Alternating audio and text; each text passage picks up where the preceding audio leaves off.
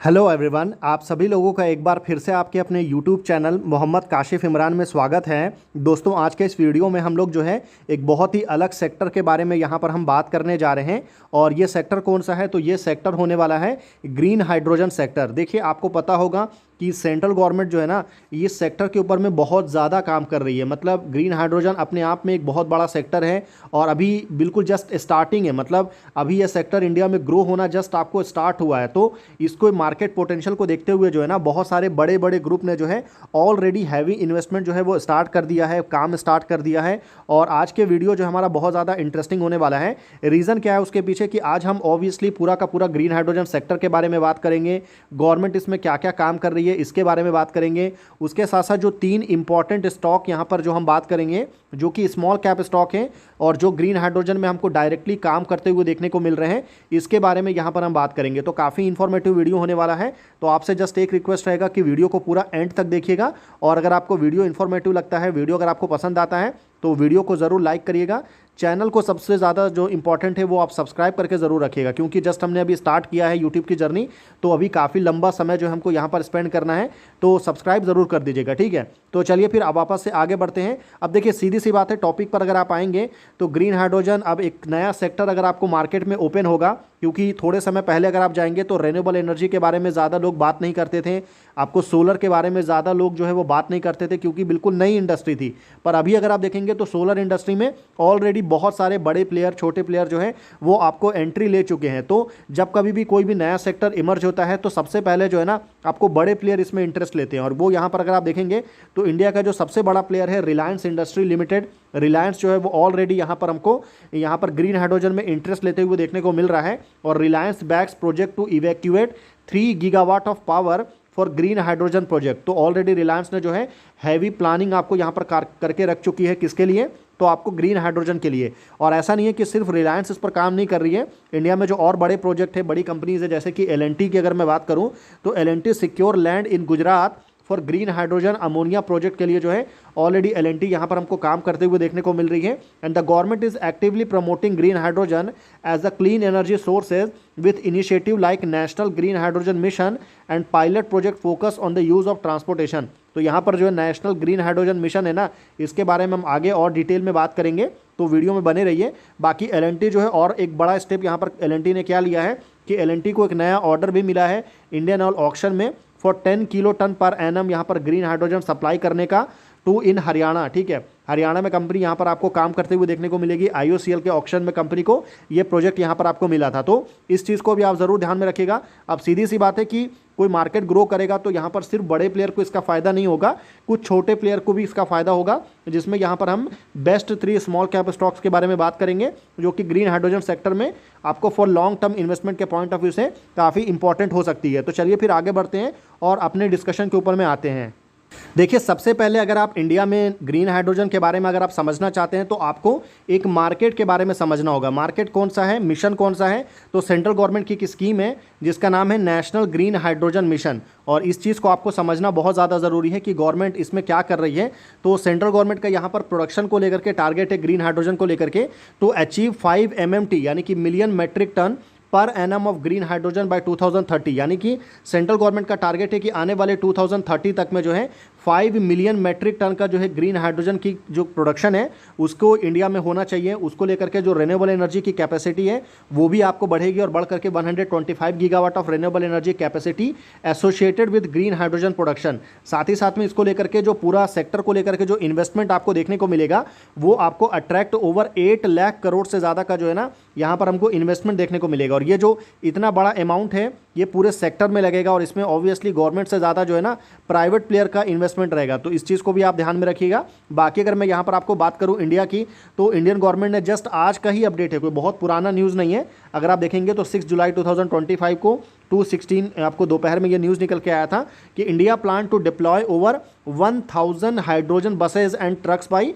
2030 यानी कि आने वाले 2030 तक में जो है इंडियन गवर्नमेंट यहाँ पर 1000 से ज़्यादा जो है हाइड्रोजन से चलने वाले बसेज एंड ट्रक्स को यहाँ पर लेकर के आने वाली है। और ये नेशनल ग्रीन हाइड्रोजन मिशन के थ्रू जो है ड्राइव किया जाएगा। Major shift in clean transportation में जो है हमको ये काम होते हुए देखने को मिलेगा। बाकी ministry of new and renewable energy, जो कि आपको इंडिया में रिन्यूएबल एनर्जी जिसमें आपको ग्रीन हाइड्रोजन के साथ साथ जो है सोलर आता है, विंड आता है, हाइब्रिड आता है, सारी चीज़ें जो है ना इंडिया में वो आपको ministry of new and renewable energy के अंडर में ही आता है। इसने भी पार्टिसिपेट किया था वर्ल्ड हाइड्रोजन समिट 2025 में, जिसमें उन्होंने इंडिया का जो विजन है जो कि renewable energy and green hydrogen को लेकर के है, इसके बारे में बात किया था। पर्टिकुलरली अगर मैं इसमें रिन्यूएबल एनर्जी की अगर मैं बात करूँ तो टोटल जो टारगेट है वो आने वाले 2030 तक में आपको 500 गीगावाट का टारगेट जो है सेंट्रल गवर्नमेंट की तरफ से यहाँ पर आपको रखा गया है। लेकिन आपको बता दूं कि ये जो है ना काफ़ी इंपॉर्टेंट नंबर होने वाला है, क्योंकि 500 गीगावाट छोटा मोटा नंबर नहीं है, काफ़ी बड़ा नंबर है। और इसमें अगर मैं ग्रीन हाइड्रोजन के ऊपर अगर मैं आता हूँ तो टू ड्राइव दिस ट्रांजिशन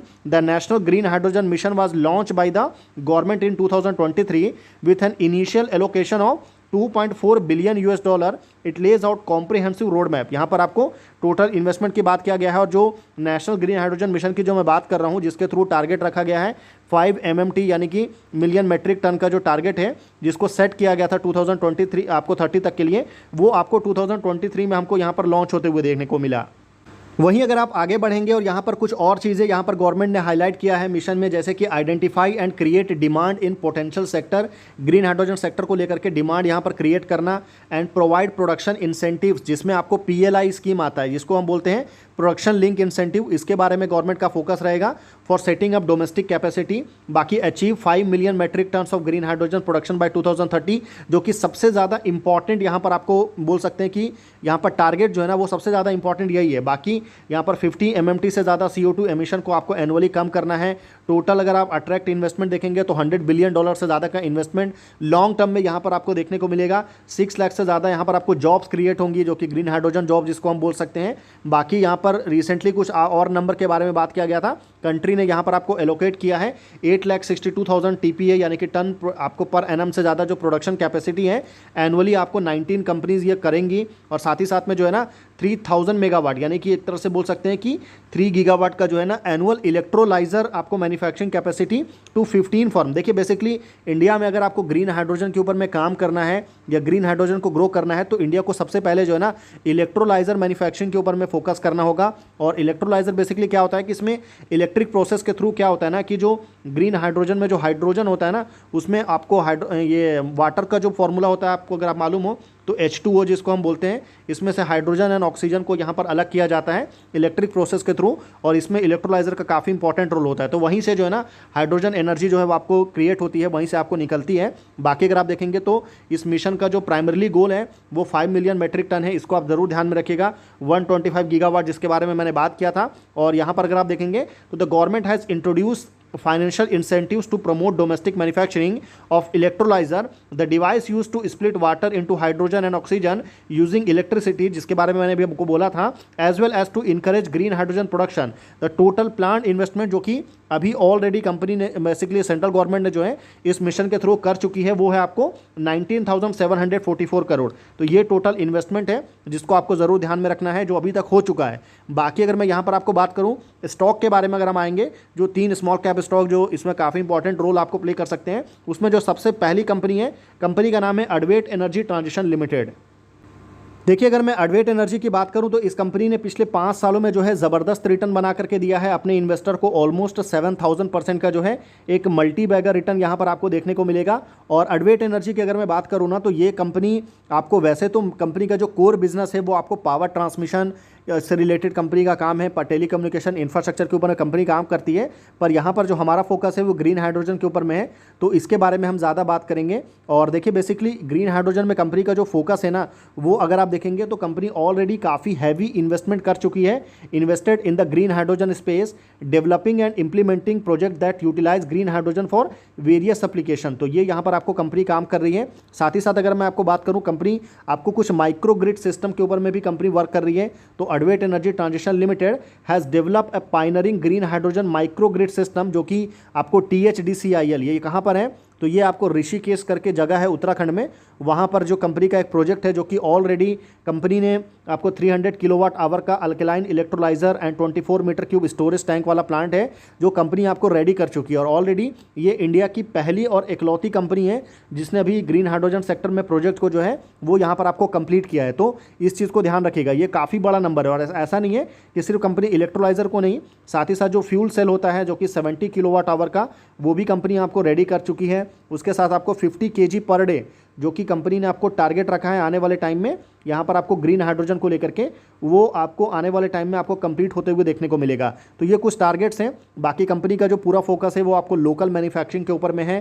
तो local manufacturing facility for electrolyser and fuel cells in the Ahmedabad Gujarat, जिसके नंबर्स मैंने अभी आपसे डिस्कस भी किया था। बाकी गवर्नमेंट का सपोर्ट कंपनी को पूरा रहेगा क्योंकि गवर्नमेंट जो है काफ़ी ज़्यादा PLI यानी कि प्रोडक्शन लिंक इंसेंटिव यहाँ पर आपको प्रोवाइड करेगी with a capacity allocation of 100 megawatt for आपको इलेक्ट्रोलाइजर। तो कंपनी इसमें जो है ना एलिजिबिलिटी आपको रखती है। और जैसे ही कंपनी को PLI स्कीम के थ्रू अगर इंसेंटिव मिलना चालू हो गया तो उससे क्या होगा कि कंपनी का जो प्रोजेक्ट का जो कॉस्ट है वो अपने आप हमको कम होते हुए देखने को मिलेगा और इससे भी कंपनी को जो है लॉन्ग टर्म में काफ़ी ज़्यादा फायदा होगा। बाकी अगर मैं कंपनी के पार्टनरशिप की अगर मैं बात करूं तो कंपनी ने अभी रिसेंट टाइम में आपको यहाँ पर हरियाणा सिटी गैस डिस्ट्रीब्यूशन के साथ में जो है पार्टनरशिप भी किया है कंपनी ने, जिसमें कंपनी जो है 2000 MTPA की ग्रीन हाइड्रोजन प्लांट जो है कंपनी हमको हरियाणा में वो आपको लगाते हुए देखने को मिलेगी। और इसको लेकर के न्यूज़ ने काफ़ी ज़्यादा कवर भी किया था। अगर आप देखेंगे तो अडवेट एनर्जी साइन MOU यानी कि memorandum of understanding with Haryana city gas for 2000 MTPA green hydrogen plant.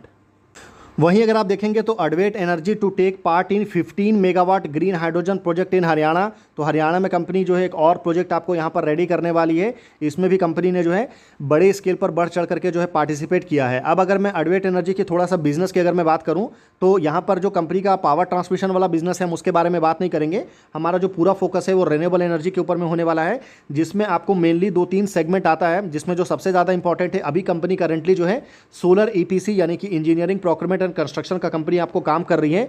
और इसमें जो टोटल रिन्यूएबल एनर्जी से जो कंपनी ने लास्ट ईयर रेवेन्यू जनरेट किया था 96 करोड़ का रेवेन्यू जनरेट किया था और इसमें से जो है ना 94% जो है वो हमको यहाँ पर सोलर EPC से देखने को मिला। तो इस चीज़ को ध्यान रखिएगा। हालांकि ग्रीन हाइड्रोजन EPC पर अभी बहुत ज़्यादा कंपनी ने रेवेन्यू जनरेट नहीं किया है। लास्ट ईयर ओनली 5.8 करोड़ का रेवेन्यू देखने को मिला, जो कि टोटल रेवेन्यू जो कि रिन्यूएबल एनर्जी का रेवेन्यू है उसमें आपको 5.7% का कॉन्ट्रीब्यूशन जो है वो ग्रीन हाइड्रोजन से देखने को मिल रहा है। और आने वाले टाइम में ये जो ग्रीन हाइड्रोजन का कंट्रीब्यूशन है वो हमको बढ़ते हुए देखने को मिलेगा। तो इस चीज़ को भी आप ज़रूर ध्यान में रखिएगा।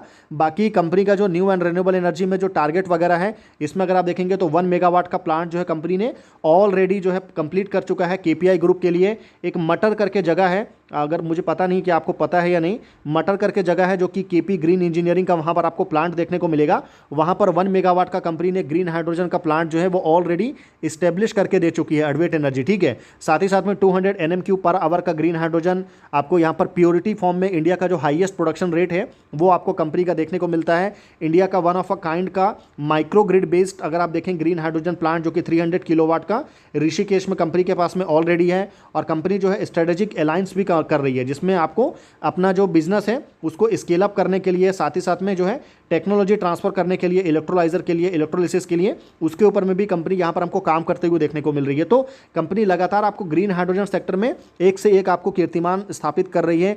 और हालांकि सिर्फ आपको इसमें काम नहीं कर रही है, उसके साथ साथ कंपनी सोलर में भी काम कर रही है। और आप देखेंगे 250 मेगावाट से ज़्यादा का solar EPC execution target company ने रखा है पर ईयर के हिसाब से। और बैटरी एनर्जी स्टोरेज सिस्टम के ऊपर में भी कंपनी का प्रेजेंस आपको देखने को मिलेगा। और बैटरी एनर्जी स्टोरेज सिस्टम को लेकर के कंपनी का जो टारगेट है ना वो आपको 1 गीगावाट से ज़्यादा का टारगेट है। तो बहुत बड़ा टारगेट है आने वाले आपको 2030 तक में, नेक्स्ट 5 ईयर में जो है कंपनी 1 गीगावाट के नंबर को अचीव करना है। और कंपनी को जो है ना BESS से रिलेटेड जो है GUVNL यानी कि गुजरात ऊर्जा विकास निगम लिमिटेड की तरफ से ऑलरेडी एक ऑर्डर भी जो है कंपनी को यहाँ पर मिल चुका है, जो कि 50 मेगावाट का ऑर्डर है। तो यहाँ पर अगर मैं आपको बताऊँ तो यहाँ पर सारे ऑर्डर्स वगैरह भी आपको देखने को मिल जाएगा। अब अगर मैं आपको कंपनी के क्लाइंट के बारे में बताऊँ तो अडवेट एनर्जी के काफ़ी सारे क्लाइंट हैं, जिसमें आपको अडानी देखने को मिलेगा, अपार इंडस्ट्री है, उसके बाद आपको GUVNL यानी कि गुजरात ऊर्जा विकास निगम लिमिटेड है, आपको L&T देखने को मिलेगा, KP ग्रुप है, साथ ही साथ KEC इंटरनेशनल है, स्कीपर आपको देख सकते हैं, टाटा जैसा बड़ा नाम यहाँ पर है, THDC इंडिया लिमिटेड है, power grid corporation of India है, ल्यूमिनो करके क्लाइंट है, तो बहुत सारे कंपनी के क्लाइंट है, कस्टमर्स हैं, जिसके साथ कंपनी यहाँ पर आपको काम कर रही है और अपने बिजनेस को यहाँ पर ग्रो कर रही है। अब आता है एक सेकंड मोस्ट इंपॉर्टेंट थिंग कि कंपनी के पास में अभी करंटली कितने करोड़ के ऑर्डर्स अभी अवेलेबल है, क्योंकि कंपनी के ऑर्डर बुक के बारे में जानना बहुत ज़्यादा इंपॉर्टेंट हो जाता है।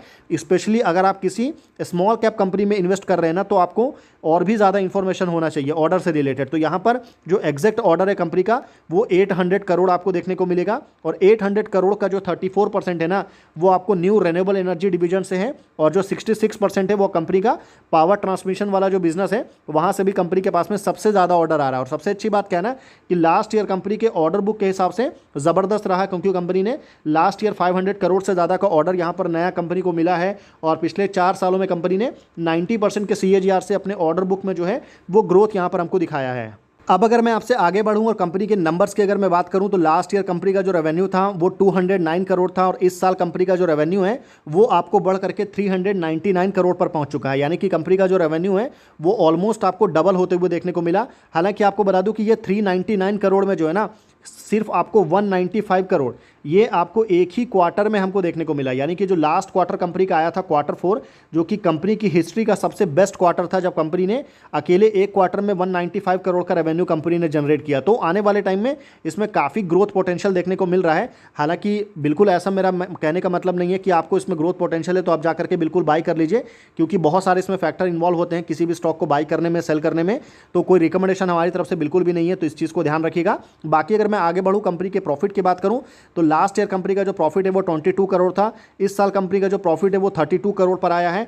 प्रॉफिट में वैसा ग्रोथ देखने को नहीं मिला। उसके पीछे रीज़न है कि कंपनी का जो ऑपरेटिंग प्रॉफिट मार्जिन है ना, उसमें हमको डिक्लाइन देखने को मिला। पहले ये 17% था, फिर अभी ये घट करके 13% पर आ चुका है। तो इसकी वजह से जिस स्पीड से कंपनी के प्रॉफिट को बढ़ना चाहिए वैसा स्पीड आपको देखने को नहीं मिल रहा है। बाकी अगर मैं कंपनी के फंडामेंटल की बात करूँ, तो एडवेट जो है बहुत छोटी कंपनी है, ओनली आपको 1961 करोड़ का मार्केट कैप आपको देखने को मिलेगा। ROE इसका इंप्रेसिव है 22.4%।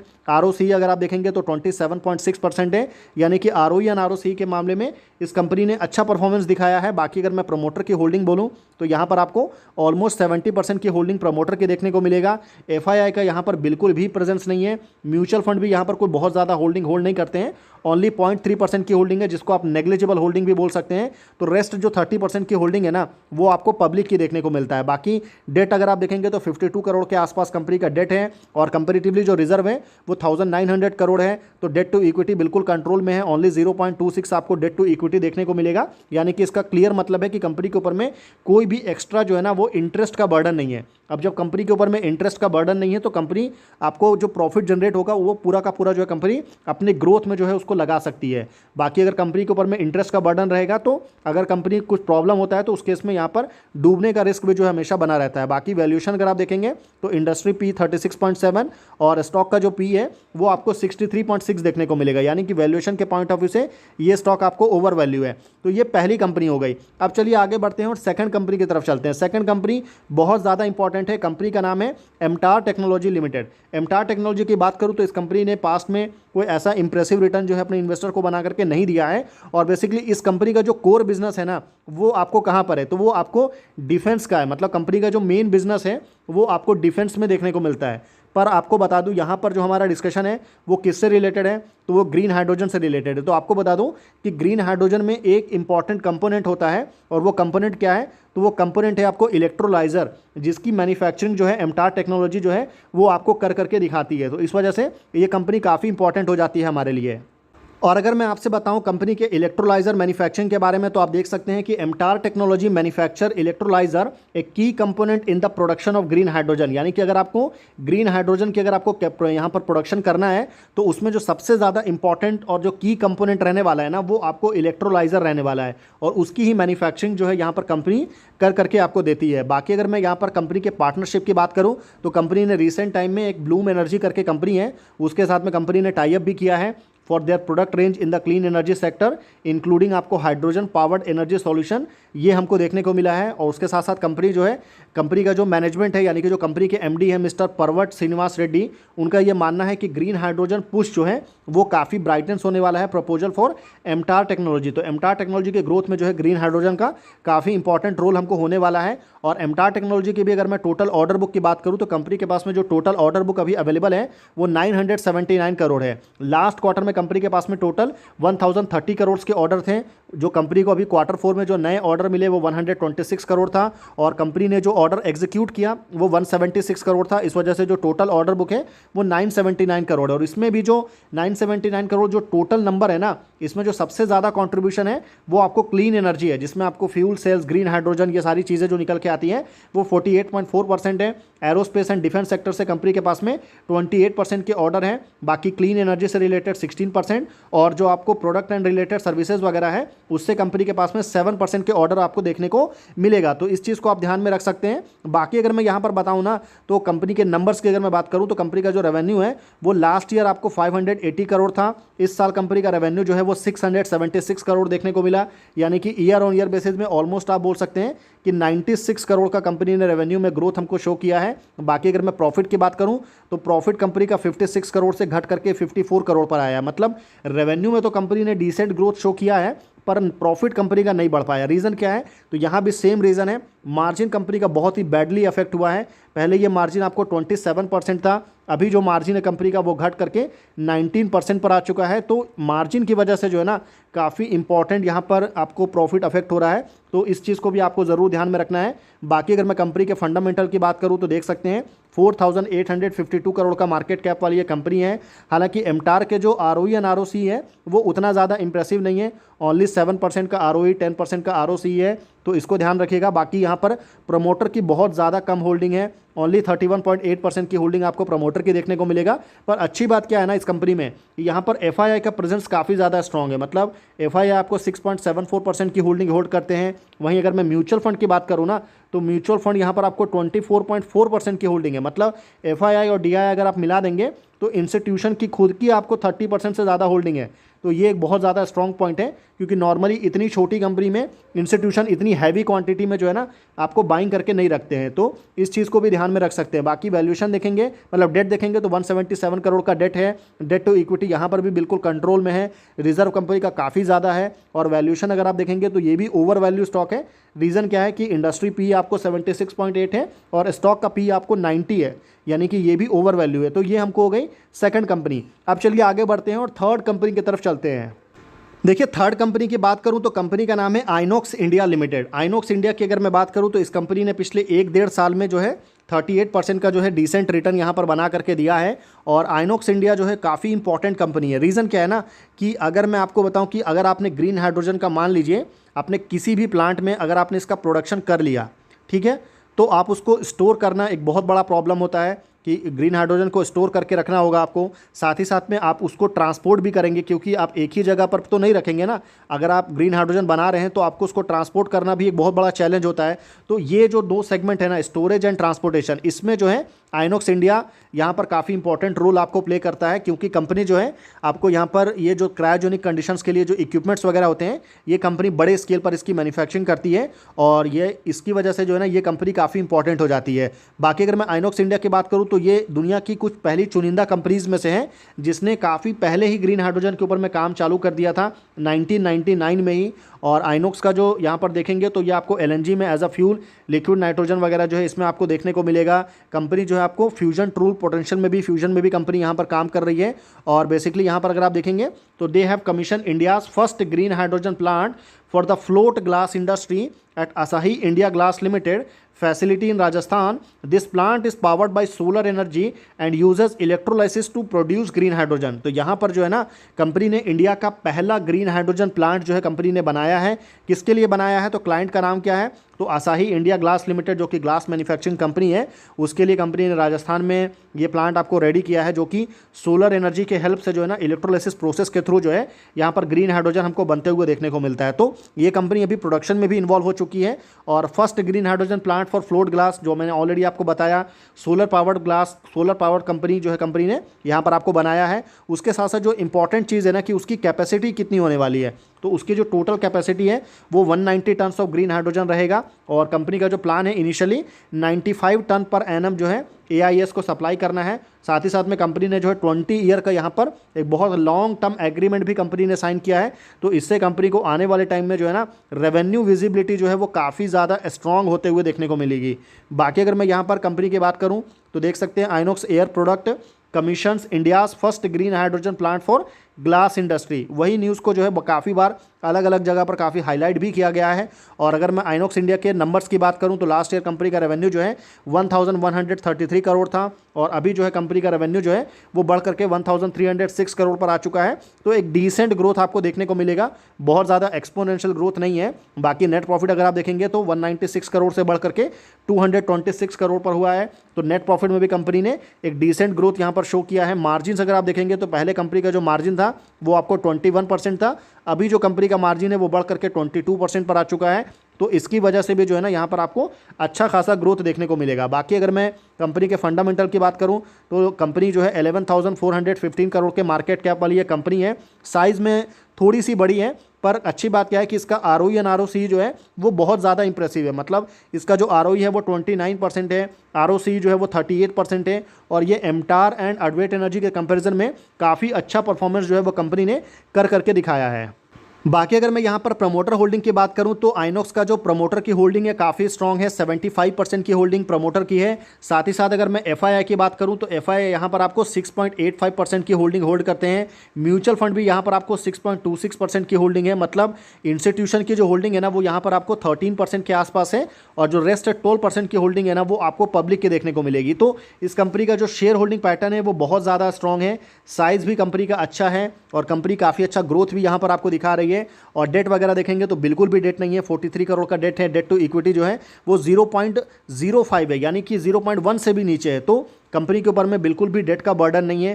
तो ये भी एक बड़ा पॉजिटिव पॉइंट है जिसको आप माइंड में रख सकते हैं। बाकी वैल्यूएशन अगर आप देखेंगे तो इंडस्ट्री P 30.6 है और जो स्टॉक का P है वो आपको 51.7 है, यानी कि वैल्यूएशन के पॉइंट ऑफ व्यू से ये जो स्टॉक है वो आपको यहाँ पर ओवर वैल्यू देखने को मिल रहा है। तो इस चीज़ को आप ध्यान में रखिएगा। तो ये 3 कंपनीज थी जिसको यहाँ पर अभी हमने डिस्कस किया है। कौन कौन सी कंपनी थी? तो पहली कंपनी आप जिसको ध्यान में रख सकते हैं, कंपनी का नाम है अडवेट एनर्जी ट्रांजिशन लिमिटेड। सेकंड जो कंपनी थी वो भी काफ़ी इंपॉर्टेंट थी, कंपनी का नाम था एमटार टेक्नोलॉजी लिमिटेड। थर्ड जो कंपनी थी वो थी आपको आइनॉक्स इंडिया लिमिटेड। ठीक है, तो आपको इन तीनों में से कौन सी कंपनी है जिसको लगता है कि आने वाले टाइम में फ्यूचर में ग्रीन हाइड्रोजन सेक्टर में सबसे अच्छा परफॉर्म करके दिखा सकती है, वो आप मुझे नीचे सिंपली कमेंट में करके ज़रूर बताइए कि आपको तीनों में से कौन सी फेवरेट कंपनी है। अगर आप कमेंट करेंगे तो मुझे ये समझ में आएगा कि आपने वीडियो को यहाँ पूरा एंड तक देखा है। ठीक है, तो ये भी मेरा जानने का एक नज़रिया होगा। तो आई होप आपको वीडियो इन्फॉर्मेटिव लगा होगा। बाकी अगर आपने वीडियो को यहाँ पूरा एंड तक देखा है तो उसके लिए बहुत बहुत थैंक यू, बहुत बहुत शुक्रिया, बहुत बहुत धन्यवाद। बाकी आपको अगर कोई रिकमेंडेशन है, कोई आपको सजेशन है किसी इंडस्ट्री के ऊपर में, अगर आप डिटेल डिस्कशन चाहते हैं, सेम जैसा भी मैंने ग्रीन हाइड्रोजन के लिए बात किया वैसे ही अगर आप चाहें तो मैं आर्टिफिशियल इंटेलिजेंस हो गया, मशीन लर्निंग हो गया, साथ ही साथ में जो है ना आपको डेटा सेंटर इंडस्ट्री हो गया, सेम आपको रिन्यूएबल एनर्जी हो गया, स्वयं आपको सोलर एनर्जी हो गया, विंड एनर्जी हो गया, बहुत सारी अलग अलग इंडस्ट्री हैं।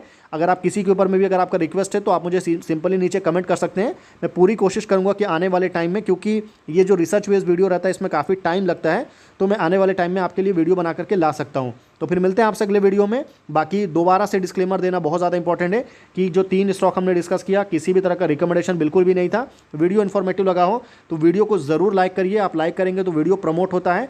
और चैनल को ज़रूर सब्सक्राइब करिएगा क्योंकि जस्ट अभी हमने स्टार्ट किया है और अभी हमारा जो 2 सब्सक्राइबर ही आपको देखने को मिल रहा होगा।